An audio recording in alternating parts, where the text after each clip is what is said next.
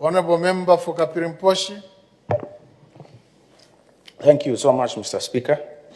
It's an honor to speak on behalf of the millions of youths across the country. Mr. Speaker, this subject is extremely important. I recall, sir, that on the 23rd of January this year, 2020, I chaired a meeting here at Parliament where this issue was also discussed in the Budget Committee.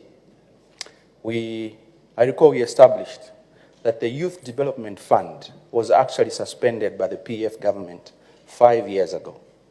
Now, Mr. Speaker, a suspension of 5 years is actually an abolishment of an important policy. The youths in this country, something has moved because of decisions like this. Something in the hearts and minds of the young people in this country has moved because we have come to the realization that this government is not with us, and in fact, it has never been with us. When it comes to jobs, it's the same thing. It is this same government, Mr. Speaker, that at one point made an announcement to say youths of this country must migrate to Dubai and become house servants and taxi drivers.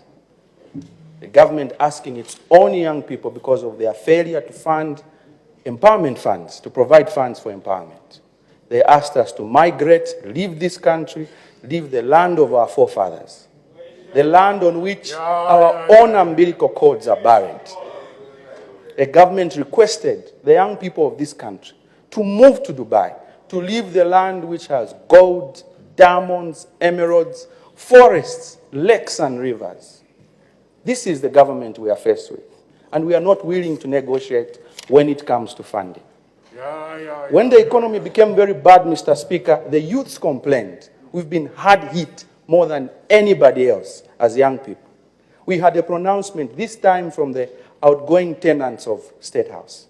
They said they will cut their own salaries to mitigate the effects of a bad economy on young people. How can an individual salary seriously be distributed to 4.8 million youths? Our frustrations and our disgruntlement as young people, Mr. Speaker, has seen knee-jerk reactions from this government. Just a few weeks ago, when the youths wanted to do a protest, a peaceful one for that matter, the minister responsible for this fund called for a meeting at government complex, advised 50 people to say there were opportunities in mining, opportunities in manufacturing. What opportunities, Mr. Speaker? When what we have seen is that from last year, our economy is effectively in a recession. What opportunities are there? There are no opportunities. Mr. Speaker, we need to succeed in this country first. If you do a simple analysis, Mr. Speaker, there's been an inverse relationship between the welfare of the young people in this country and the welfare of these ministers here. We have seen a creation of billionaires. Honorable Member, you don't have that liberty to debate your colleagues in that fashion. Concentrate on the subject. It's an emotional subject for us, Mr. Speaker. I withdraw that. Mr. Speaker, in view of the things that I have mentioned so far and the time that is allocated to me, I just want to say to the government that we are aware that billionaires have been created in this country at the detriment of the young people. It is difficult to succeed in this country, whether you're a student, and there's no system whatsoever that has been established by the Patriotic Front to absorb young people in this economy. We are not participants. An example is any young youth in this country with a child, whether it's from the Patriotic Front, from MMD, or from anywhere, we all go to the same shops. And the prices of commodities have become too high. Education is too expensive. Food is too expensive. Everything is expensive, not to mention electricity.